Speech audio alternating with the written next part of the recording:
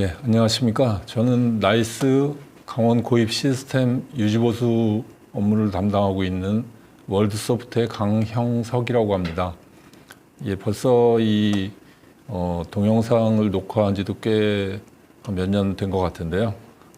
올해도 다시 이 바뀐 내용이라든지 뭐 이런 것들에 대해서 좀 말씀드리고자 이 녹화를 진행하게 되었습니다. 자, 저희가 시스템을 도입한 지도 벌써 꽤 오랜 시간이 흘렀는데요. 특별히 이제 매년 입시 전형 내용이 그렇게 많이 바뀌지는 않았지만 올해는 내신 쪽에서 좀 바뀐 부분이 있습니다. 그래서 내신 쪽에 바뀐 부분을 좀 중점적으로 설명을 드리고요.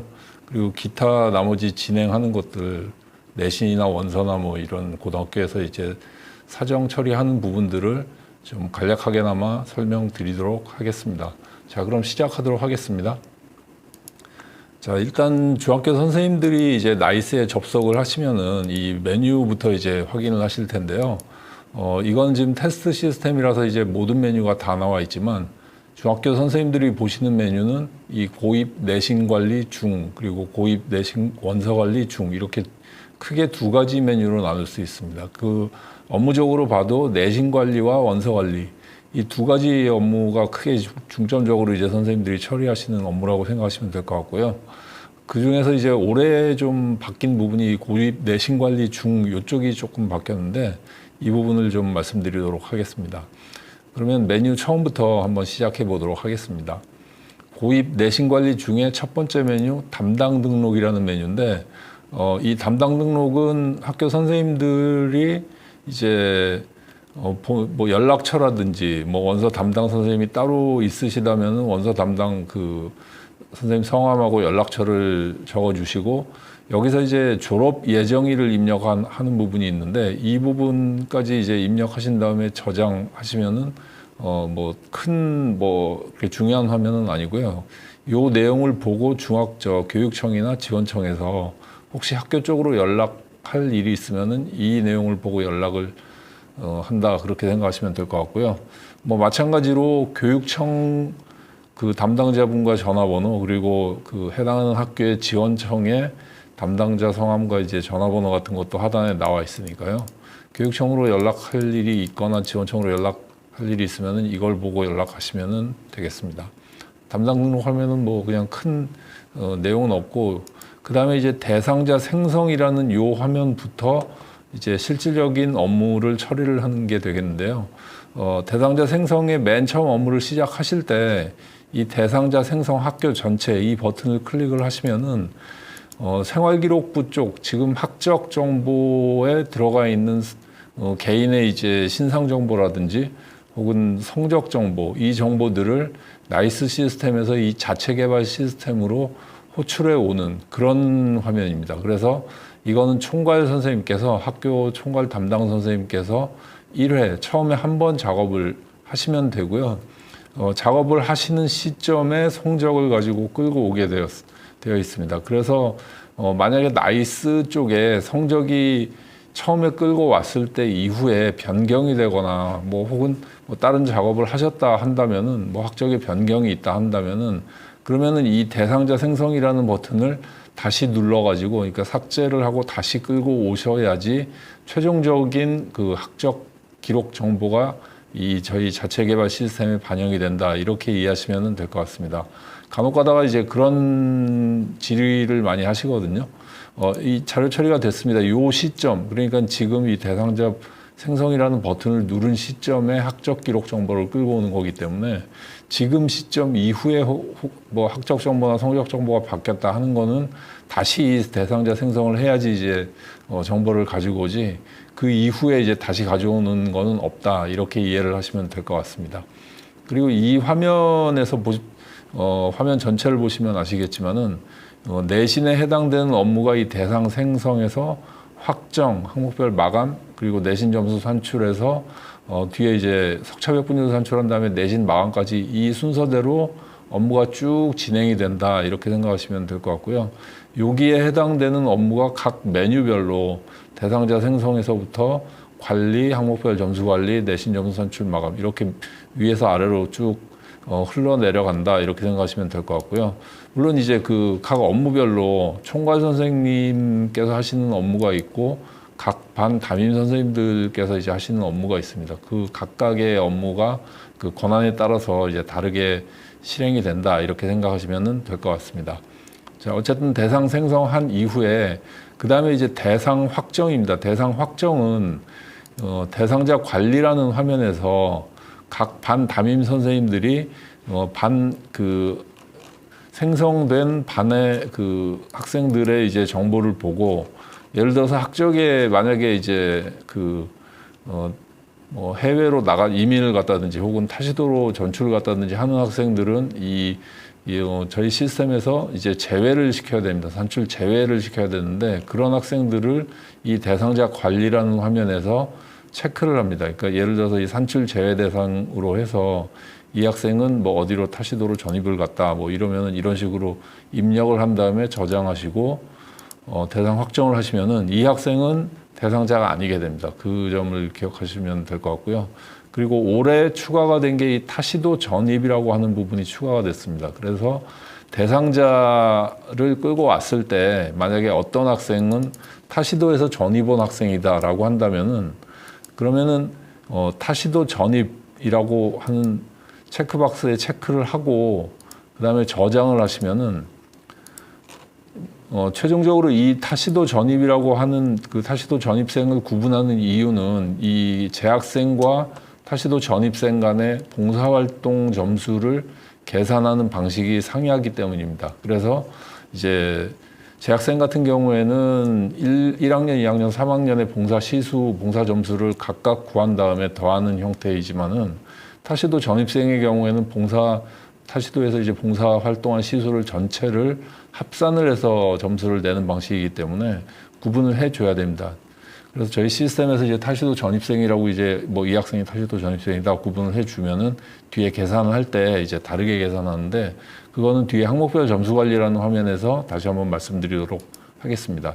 자, 이렇게 한 다음에 이제 대상 확정을 하고 반별로 이렇게 지금 저는 이제 1반, 2반, 3반 이렇게 각 반별로 이렇게 처리를 할 수 있지만 실제로 담임 선생님은 본인의 반만 이렇게 업무 처리를 하실 수가 있다. 이 점은 알아두시면 될 것 같고요. 자, 이제 각 반별로 다 대상자를 확정했습니다. 그러면은 총괄 선생님이 보시기에는 이 대상자 생성이라는 메뉴에서 각 반별로 이렇게 확정이 됐구나. 이렇게 파란색으로 이제 내용이 바뀌면서 이제 변한 거를 보실 수가 있습니다. 자, 그 다음에 이제 항목별 점수 관리라는 화면입니다. 이 항목별 점수 관리라는 화면은 담임 선생님들이 각각 학생들의 가산점이라든지 혹은 뭐 이제 출결 성적, 봉사활동 점수 같은 거를 관리를 하는 화면인데 이 부분이 아마 선생님들께서 이제 가장 많이 시간이 이제 소요되는 그런 업무라고 이제 생각하시면 될 것 같습니다. 그래서 반 담임 선생님들이 각 학생들의 가산점이라든지 뭐 출결 점수라든지 봉사 점수라든지 그 교과 성적이라든지 이런 부분들을 확인을 하는 그런 화면이거든요. 자, 그래서 이 부분이 이제 어떻게 보면 이제 담임 선생님들 업무 중에서는 가장 중요하다고 볼 수 있는데 올해 그 교과 성적 부분에서 이제 바뀐 부분이 있습니다. 이 내신 산출하는 그 내용이 작년까지는 1학년 성적이 자유학년제로 해서 성적에 반영이 안 되는데 올해는 1학년 1학기 성적이 이제 반영이 되게 돼 있습니다. 그래서 산출 방식도 좀 약간 틀려졌고 1학년 2학기만 자유학기제로 빠져서 성적을 산출한다. 그렇게 생각하시면 될 것 같습니다. 그래서 제가 테스트로 이건 다 만든 자료인데 테스트로 만든 자료에서도 1학년 2학기 성적을 이제 성적이 없다라고 가정을 하고 성적을 산출하는 그런 형태로 그 계산을 하게 되었습니다. 근데 하나 알아두셔야 될 것들이 이제 대체 학기의 기준인데 만약에 이제 지금 이렇게 이 항목별 점수 관리의 교과 성적 탭에서 보실 때 학기의 이 구분의 별표라고 이렇게 별표가 이렇게 표시가 되어 있는 부분이 있습니다. 이 부분은 1학년 1학기 성적이 없는데 다른 학기에서 복사를 해왔다, 성적을 복사해왔다 그런 의미거든요. 그래서 대체 학기를 어떻게 적용을 할 것이냐 하는 게 좀 구분을 해서 아셔야 될 것 같은데, 물론 뭐 이제 성적이 아예 없는 학기라든지 아예 없는 학년이라든지 이런 것에 대한 대체 구분을 전형 요강에 전형 계획에 다 이제 그 구분을 해놨거든요.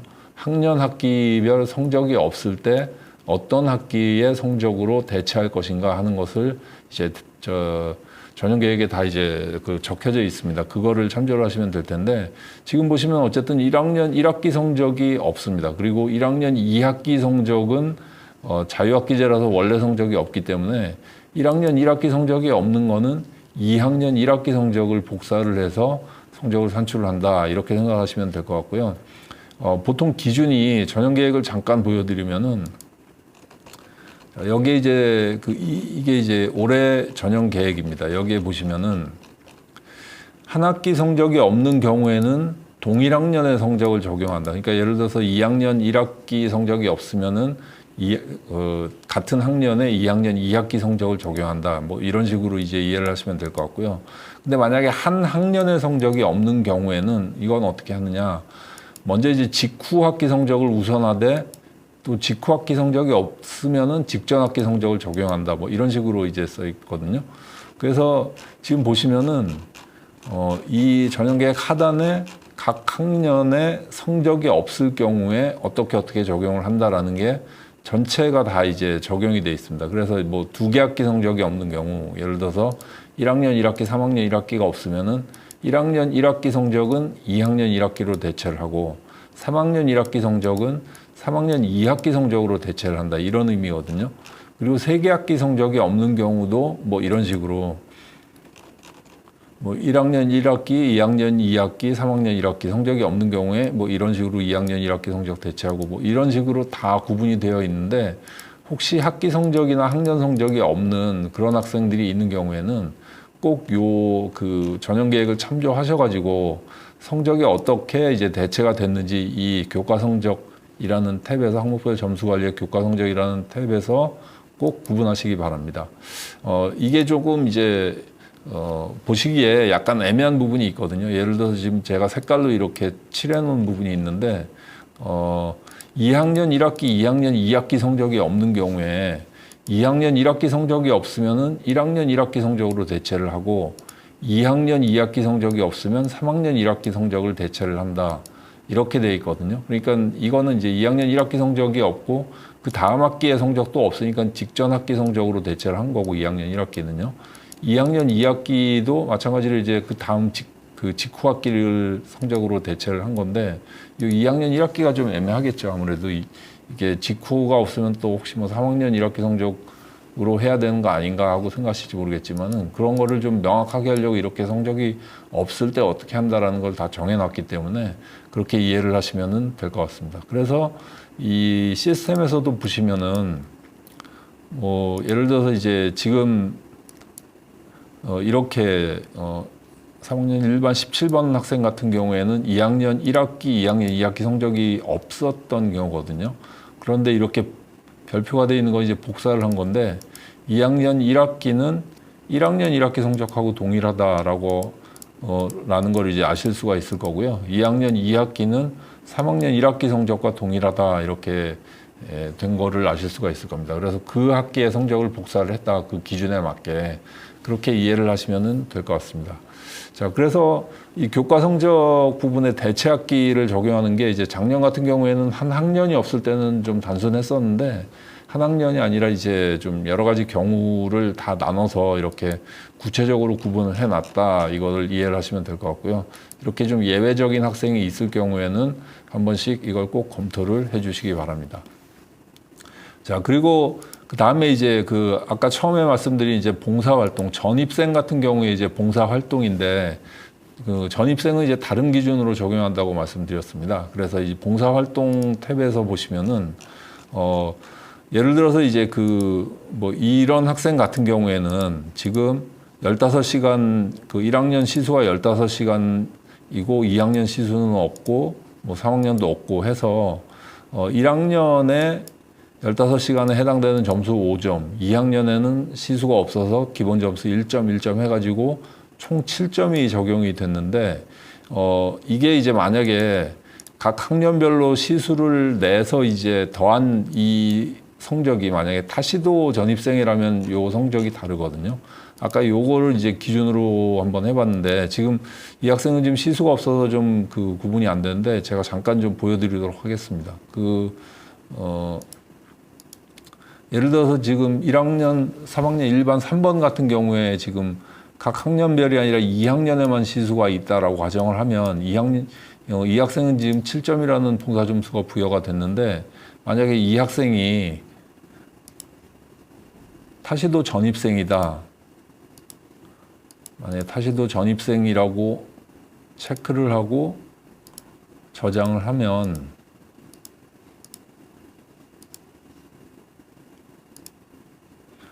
타시도 전입생일 경우에는 아까 7점이었죠.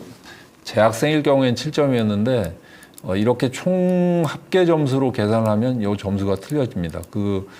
총 시간, 그러니까 1학년 시간뿐만 아니라 1, 2, 3학년 시간을 다 합쳐서 총 시간으로 9점이라는 점수가 부여됐거든요.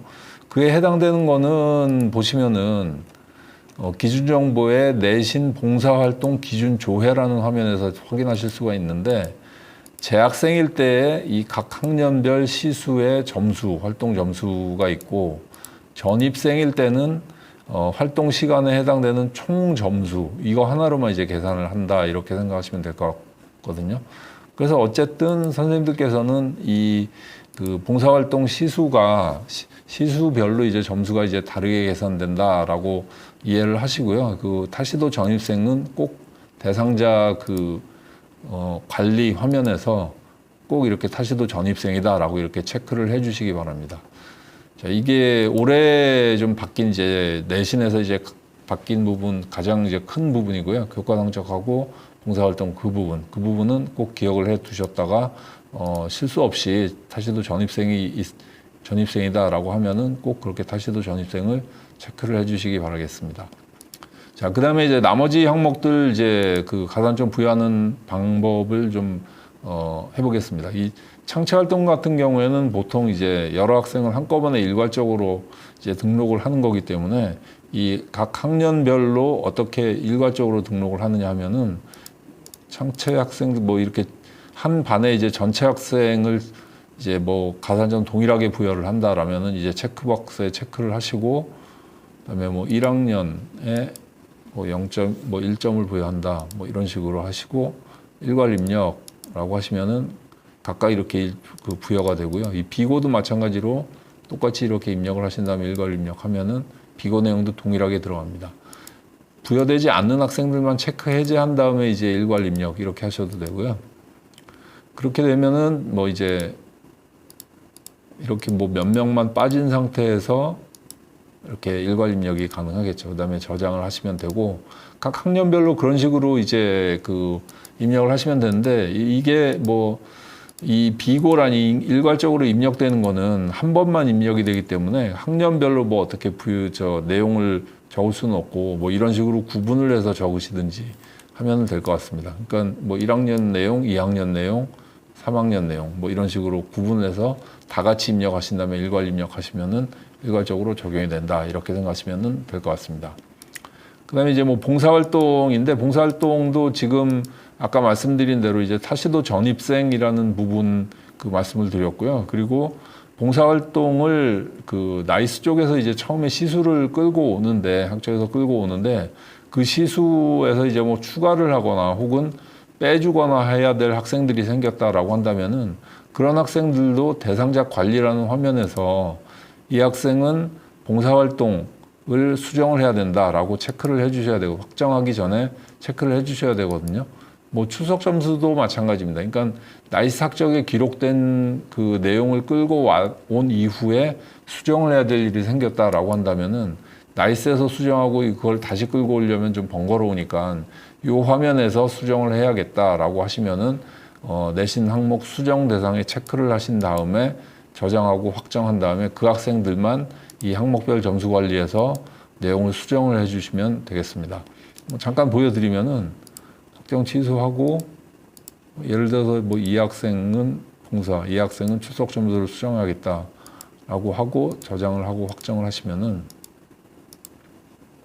예, 1번, 5번하고 6번 학생이 항목별 점수 관리라는 화면에서 봉사활동에 5번은 이제 수정 대상이라고 써 있기 때문에 시수를 이렇게 추가를 할 수가 있습니다. 이거 점수를 수정을 하는 게 아니라 시수를 수정을 하면 그 추가된 시수에 해당되는 점수를 시스템에서 이제 계산을 해준다, 이렇게 생각하시면 될 것 같습니다. 출결 점수도 마찬가지입니다. 그 처음에는 어쨌든 이제 학적 정보에서 끌고 오는 지각 결석 조퇴, 그 미인정 지각 결석 조퇴 결과 이 정보를 가지고 점수를 계산을 하는데, 그 이후에 수정할 일이 생겼다라고 한다면은 수정 대상으로 구분을 해두고 그 다음에 이제 여기에 시수를 추가를 하거나 뭐 이런 식으로 학년별로 시수를 추가를 해서 계산을 하면은 되겠습니다. 자, 출결 점수까지 말씀드렸고, 그 다음에 이제 교과 성적인데, 이 교과 성적은 아까 말씀드린 것처럼 그 성적이 없는 학기에 어떻게 복사되어 있는지 그것만 이제 체크를 해 주시면 되고요. 교과 성적 같은 경우에는 저희 시스템에서는 수정을 하거나 할 수가 없습니다. 내용 자체는 어쨌든 무조건 학적에 있는 정보, 성적을 끌고 와서 이 성적을 계산을 하는 거라서, 만약에 이제 그 교과 성적이 틀려졌다, 그러니까 그 뭐 원점수라든지 뭐 환산 점수라든지 뭐든지 어쨌든 내용이 변경이 됐으면은 이 부분은 다른 방법이 없고 대상자 생성을 다시 해줘야 됩니다. 그러니까 대상자 생성한 시점 이후에 뭐가 잘못 입력된 것이 있다거나 혹은 뭐 오입력 뿐만이 아니라 이제 어쨌든 뭐 어떤 경로든 변경된 내용이 있으면은 대상자 생성해서 삭제를 하신 다음에 다시 생성을 해 주셔야 된다. 이거를 기억을 해 두시면은 될 것 같습니다. 자, 그래서 이제 항목별 점수 관리에 이제 반 담임 선생님들께서 이제 다 각각 학생들의 내용을 다 이제 처리를 하셨다라고 한다면은 반 전체 마감이라는 버튼을 클릭을 하시면은 이제 그 각각의 이제 해당되는 상세 점수는 입력을 끝마쳤다, 그렇게 이해를 하시면은 될 것 같습니다. 반 전체 마감을 각 반별로 이렇게 하시고,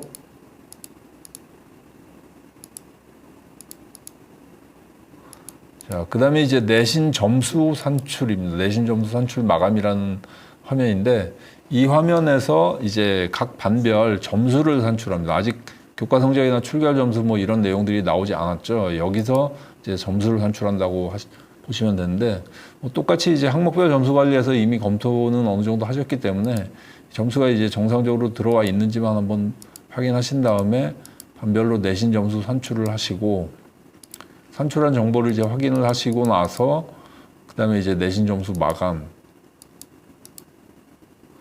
예, 처리를 하시면은 반별 담임 선생님이 처리를 하시는 거는 이제 정보가 어느 정도 끝났거든요. 나머지 정보는 이제 모든 반의 처리가 다 끝나고 나서 예, 2반도 뭐 동일하게 내신 점수 산출을 2반 담임 선생님들이 처리를 하셨다. 3반도 처리를 하셨다. 예, 여기까지 이제 내신 점수 마감까지 다 하셨다고 한다면은, 그 다음에는 이제 석차백분율 산출입니다. 전체 학생에 해당되는, 학교 전체 학생에 해당되는 석차백분율을 산출을 하고, 지금 아까 2반의 마감을 처리를 하지 않아서 이제 다시 처리를 하도록 하겠습니다. 그다음에 석차백분율 산출해서 석차백분율을 산출을 하고, 이 석차백분율에 이상이 없으면 이제 내신 마감 처리까지 하는 게 내신에 해당되는 업무의 이제 모든 완료가 된다고 볼 수 있겠고요. 그 내신 점수 산출을 하신 다음에 이제 기초자료 확인서라는 거를 이제 뽑을 수가 있거든요. 기초자료 확인서는 각 학생별로 성적을 이렇게 계산을 했다라는 거를 출력을 해서 뭐 대부분 학생이나 이제 보호자한테 이제 사인을 받거나 혹은 이건 학교의 재량껏 이제 처리를 하시는데, 받아서 이제 도장 받고 이제 보관하시는 데도 있고 아니면 그냥 검토만 하시는 데도 있는데, 어쨌든 그 석차백분율이 나오지 않은 상태의 내신 점수를 확인하기 위한, 이제 학생들한테 확인하기 위한 출력물이 이 기초자료 확인서고요. 그 다음에 이제 석차백분율 산출까지 다 끝나야 내신 성적 통지표를 출력을 할 수가 있습니다. 내신 성적 통지표는 이 하단에 이제 합계 점수와 석차 백분율까지 나오는 거죠. 그래서 이 차이가 이제 기초자료 확인서 내신 성적 통지표는 이 석차 백분율의 유무, 그거를 이제 생각을 하시면 될 것 같습니다. 자, 그래서 이제 총괄 선생님께서는 이 대상자 생성이라는 처음에 말씀드린 요 화면에서 석차백분율 산출하고 내신 마감까지 하면 해당되는 그 일자가 이제 파란색으로 바뀌면서 이렇게 뜨는데요. 자, 지금까지 이제 내신 마감까지 했는데 뭐 잘못된 게 있어서 뭐 어떤 한 학생이라도 이제 뭐 수정을 하거나 그렇게 해야겠다라고 한다면은 지금 진행한 순서에 역순으로 하시면 됩니다. 내신 마감한 거를 취소를 하시고, 이게 지금 이 대상자 생성이라는 화면에서도 하실 수가 있고 각 메뉴에서도 하실 수가 있습니다. 여기서 이제 마감 취소하는 거는 아까 보시면 이제 석차백분율 산출이라는 요 화면, 여기서도 하실 수가 있거든요. 보시면은 내신 마감이라고 되어 있을 때 마감 취소 버튼을 클릭을 하시면은 똑같이 대상자 생성이라는 부분에서도 내신 마감이 취소됐다라는 거를 보실 수가 있습니다. 처음에 말씀드린 대로 대상자 생성이라는 화면에서 처리를 할 수 있는 거는 각 메뉴에서도 다 처리를 하실 수 있다. 그리고 대상자 생성이라는 화면은 모든 업무를 총괄 선생님이 한 번에 이제 쭉 처리를 하실 수도 있는 그런 화면이다라고 생각하시면 될 것 같습니다. 자, 그래서 이제 마감까지 처리를 하면, 여기까지 처리를 하면은 그 내신에 해당되는 이제 마감 처리한 학생들의 이제 원서를 쓸 수가 있게 되거든요. 그래서 지금 처음에 이제 중학교 선생님들 메뉴를 말씀드릴 때 이 내신 관리하고 원서 관리를 말씀드렸습니다. 그래서 내신 관리는 이 업무는 아까 이제 마감까지 하면은 다 끝났다라고 생각하시면 될 것 같고, 그 다음에 이제 원서 관리 쪽으로 다시 이제 진행하도록 하겠습니다. 고입 원서 관리 중 메뉴는 일단 내신 마감 처리된 재학생들의 그 원서 전형에 해당되는 이제 원서를 쓰는 화면이고요. 원서 진행 관리에서부터 시작을 합니다. 그래서 이렇게 이제 원서 진행 관리 중에서 각 반 담임 선생님 담임별로 이제 대상자는 몇 명이고 현재 정기고에 몇 명을 썼고 평준화고에는 몇 명을 썼고 전체 지원 현황이 어떻게 되는지 뭐 그런 내용들을 이제 확인하실 수 있는 화면이 원서 진행 관리 중이라는 화면이고요. 이 화면은 이제 총괄 선생님이 이제 뭐 전반적으로 이제 어떻게 진행되는지 이제 보시는 그런 화면이기도 하고, 평준화고 진학을 할 때, 평준화고 지원을 할 때 좀 중요한 요소 중에 하나가 각 학생별의 이제 통학 정보잖아요. 그 통학 정보를 뭐 저희 업체가 하는 건 아니지만 이제 업체한테 이제 각 학생들이 이제 진학할 수 있는 평준화고의 거리라든지 뭐 배제되는 이제 고등학교를 선택을 할 수 있도록 그렇게 그런 것들을 이 평준화고 통학 정보라는 버튼을 통해서 조회를 하실 수가 있습니다. 그래서 이거는 이제 뒤에 이제 어떻게 이제 그 업체한테 이제 뭐 이제 자료를 넘겨서 통학 시간과 이제 점수가 계산이 되면 최종적으로 배제되는 학교를 이제 확인하실 수가 있잖아요. 지금은 이 건수에서는 데이터가 없는데 데이터 있는 거는 좀 이따 이제 다시 보여드리고요. 어쨌든 이 정보, 그 평준화고의 통학 정보를 이 원서 진행 관리라는 화면에서 팝업 창으로 확인을 하실 수가 있다. 이 부분은 좀 기억을 해 두시고요. 나중에 이제 그 평준화고 쪽 할 때 다시 한번 말씀드리도록 하겠습니다. 자, 그리고 각 반별로 이제 대상자가 몇 명이고 이제 정기고에 몇 명 지원을 했고 뭐 하는 것들을 이제 확인하실 수 있다고 말씀드렸고, 그 담임 선생님의 그 뭐 정보라든지 이제 전화번호라든지 그거를 여기서 입력을 하실 수가 있습니다. 이런 식으로 이제 저장을 하시면 되고요.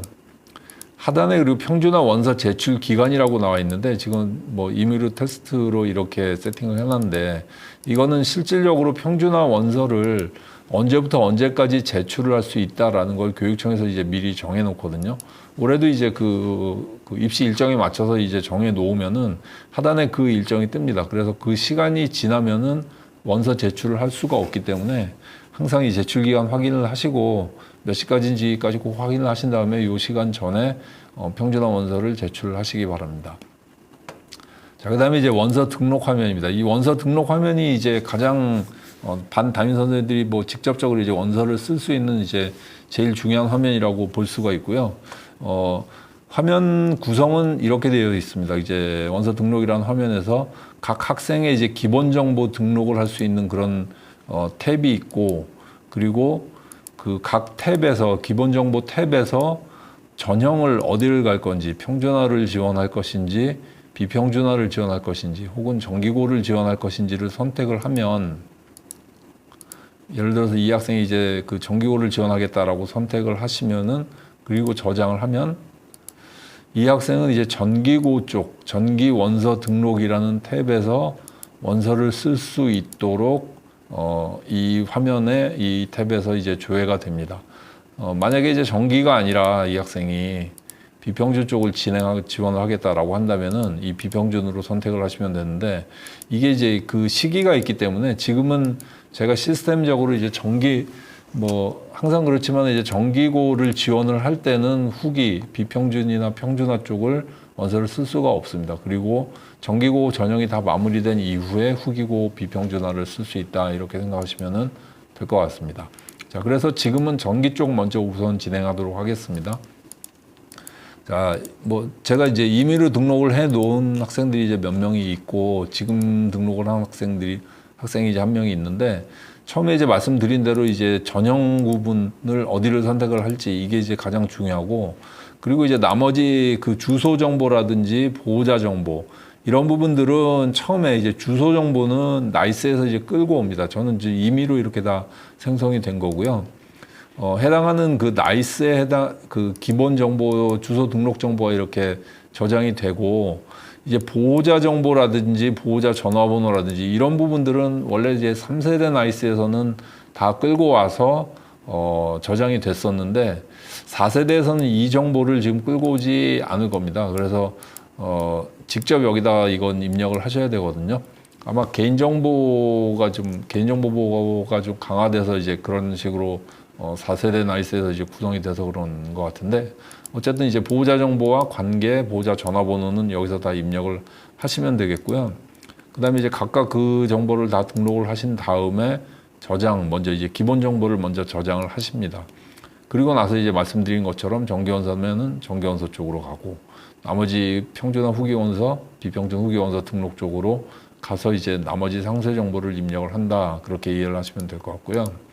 자, 여기서 이제 한 가지 이 화면에서 이제 한 가지 좀 주의하실 게, 이제 그 채특이나 특수 같은 경우에는 학교에서 이제 직접 등록을 하시는 게 아니고 어떤 이제 검증 같은 것이 필요하기 때문에 그 교육청에서 직접 등록을 하거든요. 그래서 지금 제가 한 건을 교육청에서 등록을 해놨는데, 지금 예외 대상 제외라고 돼 있는데, 예외 대상이라는 게 체육특기자하고 특수교육 대상자인데, 체육특기자, 특수교육 대상자는 처음에 화면을 오픈할 당시에 이 화면 그 대상자 자체가 보이지가 않습니다. 자꾸 이제 실수가 있어서 이런 부분을 추가를 한 거거든요. 근데 만약에 학교에서 그 학생이 누군지 좀 알고 싶다라고 하시면은, 체크를 해제하시면은 이렇게 이제 등록이 되어 있는 거를 확인을 하실 수가 있습니다. 어쨌든 지금은 체크 대상에서 제외를 하고, 그 다음에 이제 그 나머지 정보 중에 이제 기타 지원자 등록이라고 있는데, 이 기타 지원자 등록이라고 하면은 저희 시스템 대상이 아닌 학생들은 다 이쪽에 포함이 되거든요. 그래서 저희 시스템에서는 전기고 특성화고 중에서도 특목고라든지 정기 그 특성화고의 특별 전형 중에 이제 취업자 전형자들은 이제 저희 시스템을 이용하지 않거든요. 그런 경우에는 기타 지원 등록으로 입력을 하시면 되겠습니다. 그래서 보시면은 기타 지원 지원 구분이 예를 들어서 자사고, 외고, 그리고 전기 마이스터고, 전기 특별 전형, 체육고, 예술고, 과학경제고 여러 가지가 있는데, 이제 저희 시스템을 이용하지 않는 대상자들은 전부 여기서 이제 해당이 된다, 이렇게 보시면 될 것 같고요. 예를 들어서 이 학생은 자사고에 진학을 한다라면 자사고로 선택을 하시고, 이런 식으로 저장을 하시면은, 그러면 이 학생은 이제 기타 지원자로 등록이 되고, 더 이상 이제 시스템 대상이 아니기 때문에 어떤 입력을 하거나 이런 부분을 처리를 하실 필요가 없게 되겠습니다. 자, 그 다음에 이제 정기고에 등록을 했으니까 정기고 원서를 어떻게 쓰는지 한번 보여드리면은, 기본적으로 이제 미등록 상태가 현재 미등록 상태입니다. 기본 정보에서 전기라고 전형 구분만 선택을 하면 미등록 상태가 되고, 그다음에 이제 미등록 상태인 학생을 응시 분류와 지원 고등학교를 선택을 하면 지원 고등학교와 해당하는 학과를 선택을 하고 원서에 입력, 그 다음에 지망 외 지원 여부 선택을 하신 다음에 저장을 하시면은 상태가 등록으로 바뀐 거를 확인하실 수가 있습니다.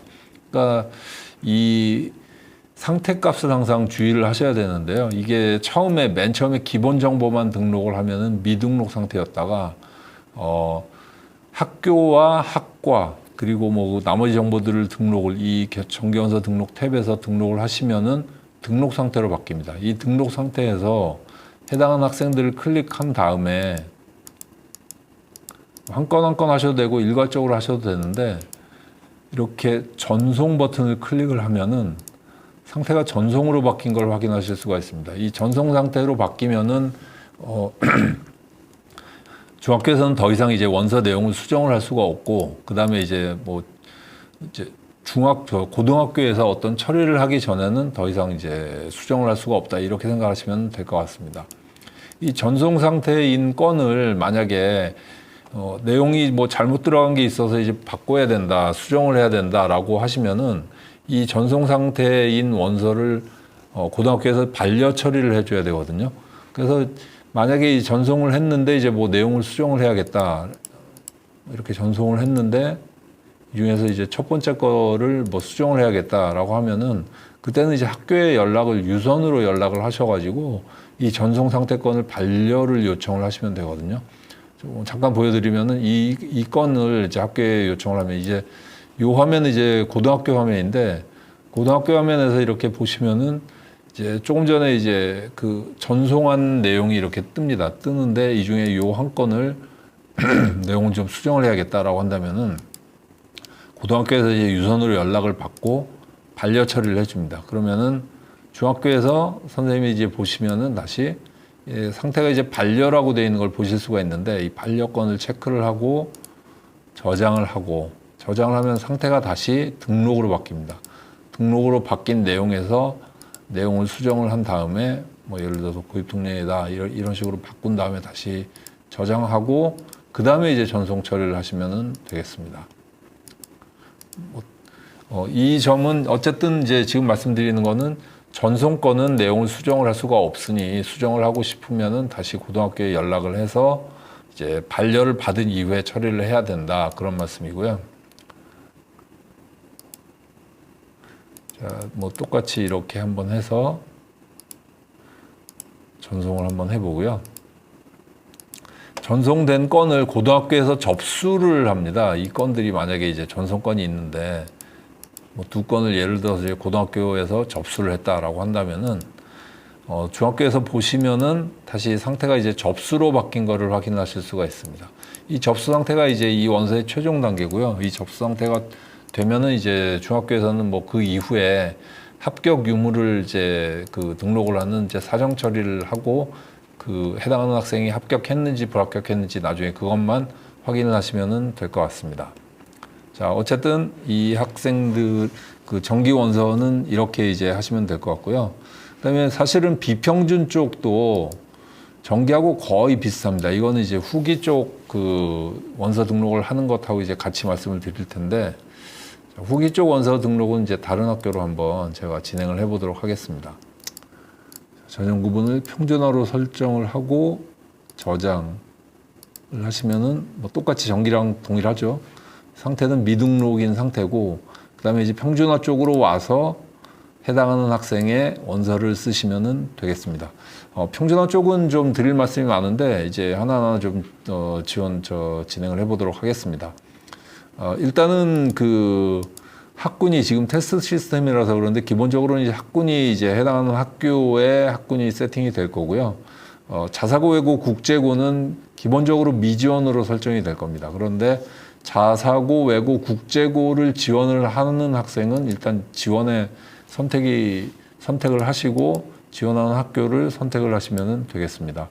이 부분은 뭐 벌써 이제 꽤 오래 시행을 해왔지만은 자사고 외고 국제고를 지원을 했다가 그 자사고 외고 국제고에서 탈락을 하면 그 다음에 이제 평준화 쪽으로 지원하겠다라고 하는 학생들은 이런 식으로 이제 하시면 되거든요. 그런데 만약에 이제 자사고 외고 국제고를 지원했다가 그 학교에서 탈락을 하면 평준화 쪽으로 지원을 하지 않겠다라는 그런 학생들도 있을 수 있습니다. 그런 학생들은 여기에 이제 평준화 쪽으로 쓰는 게 아니고 다 이제 기타 지원 등록에 해당되는 대상이 됩니다. 이 기타 지원에서 자사고, 외고, 뭐 이제 미진학 및 기타, 뭐 과학, 영재고 이런 데로 이제 쓰시면 되거든요. 그러니까 그 구분을 이제 분명하게 하실 게 저희 시스템에서 이 평준화라고 전형 구분을 선택을 하는 학생들은 기본적으로 자사고, 외고, 국제고에 떨어지면 평준화 쪽으로 가겠다. 강원도의 평준화고에 지원을 하겠다라는 학생들만 여기서 평준화 쪽으로 쓰시면 되겠습니다. 자, 어쨌든 그렇게 생각하시면 될 것 같고, 그 다음에 이제 자사고, 외고, 국제고 다음에 응시분류 부분이 이제 제일 중요한 부분인데, 이제 보통은 이제 일반 지원이지만 체육특기나 체육특기는 빼고 뭐 지체장애인, 장애 정도가 심한 장애부, 쌍생아, 국가유공자녀 이런 부분들을 선택을 하는데 선택을 하는 대상자가 일반 지원이 아니고 예를 들어서 이제 지체장애다라고 한다면은 우선 배정자가 됩니다. 우선 배정자 같은 경우에는 이 메시지에 나왔지만은 우선 배정 학교를 먼저 선택을 해줘야 됩니다. 이런 식으로 선택을 한 다음에 저장을 하시면 되고, 그런데 지금 이제 지망 학교를 미리 등록을 해놔서 그런 건데, 지금 일반 지원자들은 이런 식으로 이제 1단계 지망을 2개 학교를 선택을 하고, 그 다음에 이제 그 배제 배정 학교를 등록을 하거든요. 그래서 아까 처음에 이제 조금 말씀드렸지만은 그 통학 정보에 등록이 되어 있는 정보가 하단에 뜨고요. 대성고등학교에서 통학 점수가 이제 3, 4, 이런 식으로 이제 뜨는데, 이런 학생들은. 그런데 이제 만약에 이 학생 같은 경우에는 통학 정보가 이렇게 뜨고, 통학 점수가 이제 높은 학생들은 이 빨간색으로 표시가 되어 있는 게 배제 배정 고등학교로 등록이 되어 있는 상태입니다. 그래서 이제 배제 배정 고등학교는 1단계 이 지망하는 학교에 이제 배정을 할 때는 이제 지망하고는 상관이 없지만 어쨌든 이 학교는 제외하고 배정이 된다라고 이해를 하시면 될 것 같거든요.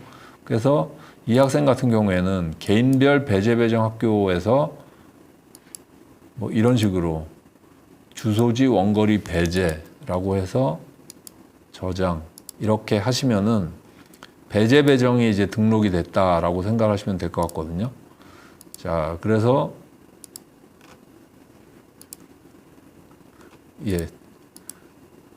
통학 점수 지금 맨 처음에 이제 총괄 선생님이 이 평준화고 통학 정보라고 하는 내용을 이제 검토를 해보셔야 된다고 말씀드렸잖아요. 이 각 학생들의 이제 통학 시간과 시간 점수, 그다음에 배제 대상으로 최종적으로 배제가 된 학교가 어딘지라는 거를 이 원서 진행 관리에 평준화고 통학 정보에서 이제 확인을 하실 수가 있는데, 이 부분이 처음에 이제 그 업체에 이제 제공한 그 자료와 동일한지 다 한번 검토를 해 보시고, 이제 최종 배제 학교로 정확하게 다 들어가 있는지를 꼭 확인을 하시기 바랍니다. 이걸 확인을 하셔야 이제 원서를 등록을 할 때 배제 배정 고등학교로 정상적으로 이제 입력을 하실 수가 있거든요. 자, 그래서 이제 한번 처음부터 다시 보면은 2학년 평준화 쪽으로 등록을 하고, 이 학생도 하겠습니다.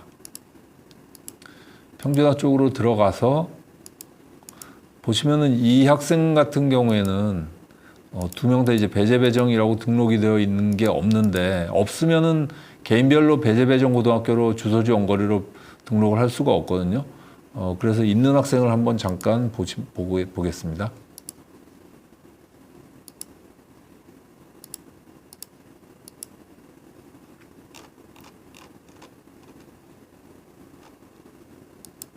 예, 4번 학생이 이제 최종 배제 학교가 있는데 4번 학생을 한번 등록을 해보도록 하겠습니다. 예, 평준화 저장하시면은 예, 이 진광고등학교라고 하는 학교가 이렇게 이제 배제 배정으로 배제 등록을 할 수 있도록 그렇게 선택이 된 거고요. 그다음에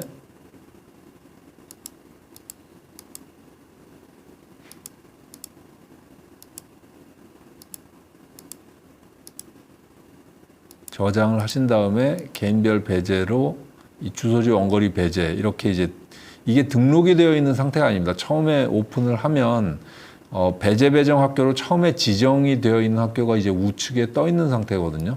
그래서 이 내용을 보고 뭐 이상이 없다라고 싶으시면은 이렇게 저장을 꼭 해 주셔야 되거든요. 그러니까 화면 입력을 좀 편하게 해드리기 위해서 이제 우측에 일단 떠 있는 상태고요.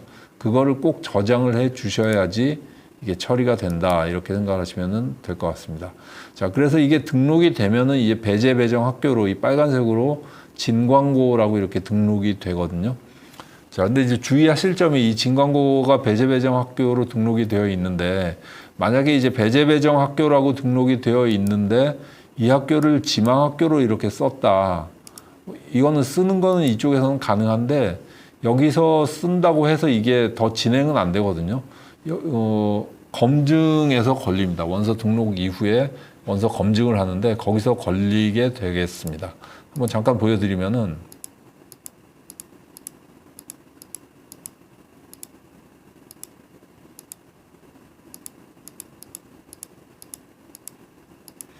예, 이 반이 만약에 이런 식으로 평준화 쪽을 원서를 다 썼다, 모든 학생을 다 썼다고 가정을 하면 원서 검증에서 이제 검증을 먼저 반별로 검증을 하게 되거든요. 후기 원서 검증을 하면 여기에 보시면 이제 배제 배정이라는 오류 항목이 나오죠. 원거리 배제 배정 등록 학교인데 1단계 지망으로 등록이 되어 있습니다. 이렇게 되면 검증 마감이 안 됩니다. 이 내용이 체크가 꼭 해제가 돼야지 검증 마감 더 그 이후 단을 진행할 수 있거든요. 그래서 다시 드리고 싶은 말씀은 배제 배정 학교로 등록이 되어 있으면은 지망 학교로 선택을 하실 수가 없다. 그렇게 이해를 하시면 될 것 같습니다. 자, 이런 식으로 해서 다시 원서 검증 화면으로 가서 후기 원서 검증하기 하면은 체크된 게 이제 없어진 거를 보실 수가 있습니다. 자, 평준화 후기 원서 등록은 뭐 이거 말고도 또 좀 드릴 말씀이 몇 가지 있는데 말씀을 드리자면은 이 쌍생아 같은 경우에는 그 응시 분류를 쌍생아를 먼저 선택을 하신 다음에 쌍생아를 등록을 하셔야 됩니다. 응시 분류가 먼저 쌍생아가 되고 또 똑같이 쌍생아는 뭐 많이 해봤지만은 쌍생아에 해당되는 예를 들어서 A라는 학생과 B라는 학생이 쌍생아다라고 한다면은 A 학생과 B 학생이 모두 원서가 등록이 되어 있어야 쌍생아를 등록을 하실 수가 있다. 이렇게 이해를 하시면 될 것 같습니다. 그리고 이제 중학교 배제 배정 고등학교 조회라고 하는 화면이 보이는데 이거는 학교별로 배제 배정 학교를 지정을 하는 교육청에서 그렇게 지정을 하는 게 있습니다. 그래서 예를 들어서 이제 원주 읍면이라든지 강릉 왕산중학교라든지 이제 옥계중학교라든지 이런 학교들은 학교별로 이제 어느 학교는 갈 수 없다라는 거를 지정을 해두는데 그런 학교들에만 해당이 되는 거고요. 그 학교가 이제 어느 학교인지 한번 보실 수 있도록 학업장을 구성해 놓은 게 중학교 배제 배정 고등학교 조회라고 이해를 하시면 될 것 같습니다. 자, 평준화 쪽은 이렇게 진행을 하는데 진행을 하는 건 이제 좀 뒤에 이제 다시 보여드리고 그다음에 비평준 고등학교는 평준하고 이제 같은 시기에 이제 원서를 쓰는 거라서 어떻게 쓰는 건지 똑같이 이제 보여드리면은 비평준화라고 이제 쓰고 저장하신 다음에 비평준 탭으로 오셔서 내용을 등록을 하시면 되는데 정기하고 동일하죠. 이거는 정기보다 조금 간단한 게 응시 분류와 학교만 선택을 하면 됩니다. 이런 식으로 학교만 선택한 다음에 저장하시면 되는데 지금 이 보시면은 지원한 고등학교의 원서 진행 단계가 착수되지 않아 처리할 수 없습니다. 이거는 처음에 이제 비평준 시작을 할 때 그 교육청에서 다 지정을 해 주거든요. 지정이 안 되어 있는 학교는 이렇게 이제 나오는데, 이럴 때는 이제 그 해당하는 학교에 연락을 하시거나 교육청에 연락을 하셔가지고 원서가 준비가 등록할 수 없게 돼 있다 이렇게 말씀해 주시면 되겠습니다. 자, 이런 식으로 지원 고등학교를 선택을 하고 응시분류를 선택을 하시고 그러면서 상태가 이제 등록으로 바뀐 걸 보실 수가 있는데, 똑같이 선택을 한 다음에 전송 처리까지 하면은 상태가 전송으로 바뀌면서 해당하는 학교로 원서를 보냈다 이렇게 이해를 하시면 될 것 같습니다.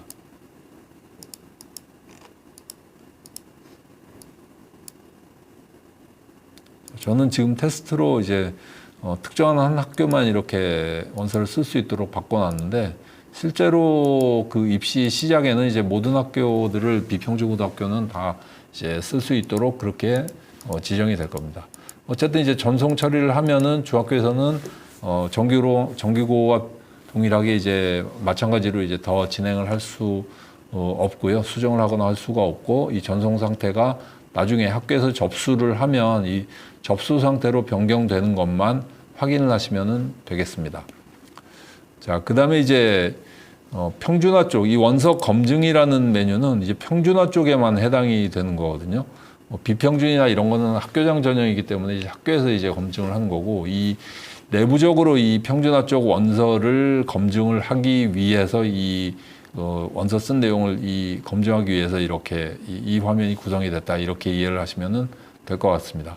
각 반별도 이렇게 검증을 하는데, 지금 일반에 3번 배제 배정의 원거리 배제, 똑같이 아까랑 비슷한 그런 메뉴인데, 이 해당되는 내용을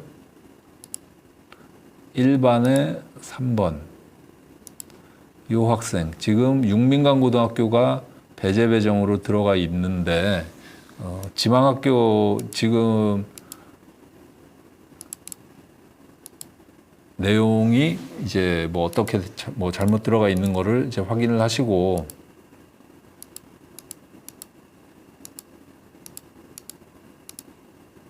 저장, 그다음에 주소지 원거리 배제, 저장. 이상이 있는 내용을 이런 식으로 뭐 수정을 하신 다음에 다시 원서 검증으로 가서 이거는 원거리 배정 1단계 지망학교 2지망 3학년 1반 3번. 예, 제가 좀 엉뚱한 학생을 좀 보고 있었네요. 검증해서 지금 아까 이제 걸린 학생은 3번 학생이 지금 1반 3번 김소향이라는 학생입니다. 감소향이라고 하는 학생인데, 예, 이 학생이 지금 보시면 배제 배정 학교로 육민관 고등학교가 들어가 있는데 지망으로 육민관 고등학교가 들어가 있잖아요. 그래서 이런 부분들은 이제 다른 학교로 고쳐 주시거나 지방 학교를 고쳐 주시거나 개인별 배제 배정 학교에서 이제 빼 주시거나 이제 그렇게 하시면 되거든요. 개인별 배제 배정 학교는 아까 이제 이 부분은 말씀을 드리지 않은 것 같은데, 예를 들어서 배제 배정 학교가 2개 이상 최종 배제로 지정이 된 학교가 2개 이상일 수도 있는데, 그때는 여기에 이제 하단에 보이는 것처럼 주소지 원거리 배제 대상 학교가 2학교 이상일 경우에는 모두 배제 대상으로 처리하거나 모두 배제 대상에서 제외해야지 처리가 됩니다. 그래서 뭐 2개 중에 하나만 배제로 처리를 하겠다, 배제 배정 학교로 처리를 하겠다, 이런 거는 허용이 안 된다, 이렇게 이해를 하시면 되겠습니다. 자, 어쨌든 이렇게 처리를 하시고 후기 원서 검증하기 위해서 검증 마감, 반별로 해서 후기 원서 마감 처리를 하시고, 2반도 마찬가지로 후기 원서 검증하기, 검증 마감, 후기 원서 마감. 그다음에 3반도 후기원서 검증, 검증 마감. 이렇게 처리를 하시면 이제 검증 처리는 다 끝났고요. 그 다음에 이제 원서 마감 화면입니다. 이 원서 마감은 사실 이거 정기는 말씀을 안 드렸지만 정기 전형이 끝나고 나면 정기 쪽도 이제 원서 마감 처리를 해 주셔야 되거든요. 그러면 이제 전기 마감일이 여기에 세팅이 될 거고, 후기도 마찬가지로 평준화 쪽에 이제 원서들을 다 이제 쓰셨다라고 한다면은 평준화 마감 처리를 하시고, 비평준 쪽도 원서 마감을 다 해서 학교별로 다 전송이 다 끝났다, 접수까지 확인을 다 했다라고 하시면은 이 원서 마감 버튼을 클릭을 하시면 될 것 같습니다. 근데 지금 이제 보시면은 원서에 접수되지 않은 원서가 있습니다라고 해서 이제 마감이 안 되잖아요. 이거는 이제 아까 이제 그 비평준 고등학교의 원서 전송까지만 하고 고등학교에서 접수를 안 했기 때문에 이제 마감이 안 된다, 이렇게 생각하시면 될 것 같습니다. 자, 그 원서 마감 화면은 각 전형별로 마감 처리를 하는 화면이다, 이렇게 생각하시면 될 것 같고요. 후기 평준화 쪽은 그 이후에도 이제 다른 작업을 좀 처리를 해 주셔야 되는데, 이 접수 번호를 먼저 생성을 하신 다음에 평준화 원서를 쓴 원서에 이제 접수 번호가 이렇게 생성이 되는 걸 보실 수가 있습니다. 그래서 이거는 각 원서별로 접수 번호를 생성을 해야 되고, 그 다음에 원서 제출까지 해 주셔야 됩니다. 이 원서 제출은 교육청으로 쓴 원서를 다 제출을 한다, 이렇게 생각하시면 될 것 같거든요. 그 다음에 원서 제출 버튼을 클릭을 하시면은 하단에 이제 원서 제출 일시가 이렇게 세팅이 되고, 그 다음에 교육청에서 이제 해당되는 원서를 접수를 하면 여기 이제 접수 일시가 뜨는데요. 이제 그것까지 확인을 하시면은 해당하는 거는 이제 다 완료됐다, 이렇게 생각하시면 될 것 같습니다. 그러면 접수 대장도 그 이후에 이제 출력을 하시면 되고, 여기 해당되는 거는 이제 후기고, 이제 교육청에서 이제 접수를 안 했으니까 이 내용이 안 나오는데, 교육청에서 접수를 하는 거를 잠깐 보여드리면은,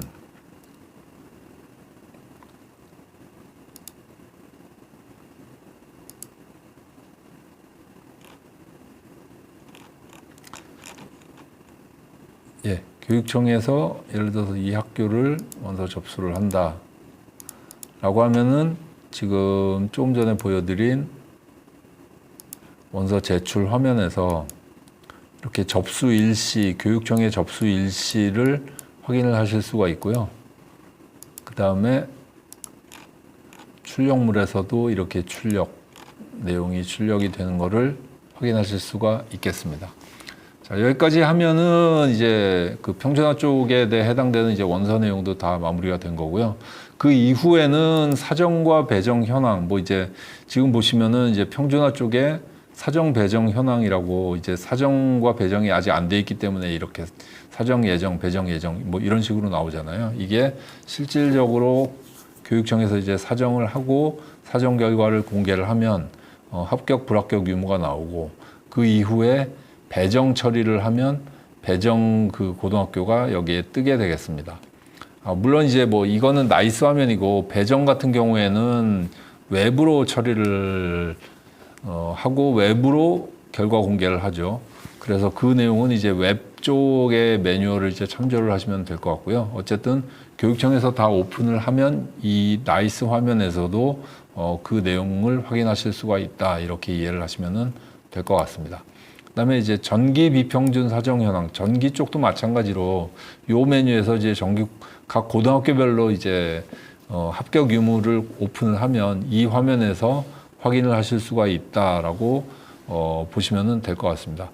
여기서 이제 하나 주의하실 점이, 전기 비평준 전기고 같은 경우에는 전기고에 불합격한 학생들은 전기고 불합격한 학생들은 후기 쪽에도 지원을 할 수가 있습니다. 그래서 후기 그 원서를 쓸 수가 있잖아요. 그래서 교육청에서 원서 회수를 합니다. 원서 회수라는 게 불합격된 원서가 없어지는 거기 때문에, 초기화되는 거기 때문에 이 전기 쪽에 이제 불합격한 자료는 여기서 이제 회수를 하면 보실 수가 없고, 그 밑에 원서 회수조회라는 화면에서 확인을 하실 수가 있습니다. 그러니까 교육청에서 원서 회수한 이후에는 전기 비평준 사정 현황이 아니라 원서 회수한 내용을 보시면은, 이 학생들은 전기고에서 이제 원서를 불합격해서 회수를 했구나라고 확인을 하실 수가 있습니다. 뭐 그 점만 이해를 하시면 될 것 같고요. 여기까지 말씀드리면은 어떤 그 중학교에서 처리를 하시는 업무에 대한 해당 내용은 다 말씀드린 걸로 되겠습니다. 중학교용 설명은 여기서 마치는 걸로 하겠습니다. 예, 감사합니다.